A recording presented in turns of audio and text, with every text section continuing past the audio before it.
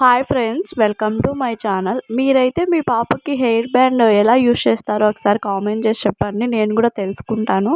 ఆ అదేం క్వశ్చన్ అక్క, వింతగా అడిగావు? ఎవరైనా హెయిర్కే కదా యూజ్ చేసేది, హెయిర్ బ్యాండ్ పెట్టేది అని డౌట్ వచ్చిందా?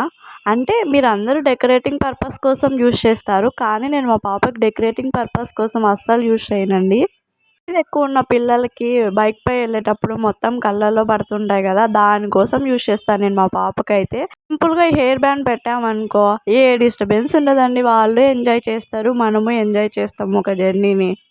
మీరు కూడా ఒకసారి ట్రై చేసి చూడండి ఈ ఐడియా. నాకైతే వర్కౌట్ అయింది. మీకు కూడా అవుతది అని అనుకుంటున్నాను. ఇంకా హెయిర్ బ్యాండ్స్ విషయానికొస్తే ఇయైతే మీషోలో తీసుకున్నా అండి. 6 అయితే వచ్చాయి. జస్ట్ 110 రూపీస్‌కి. క్వాలిటీ అయితే సూపర్బ్‌గా ఉంది.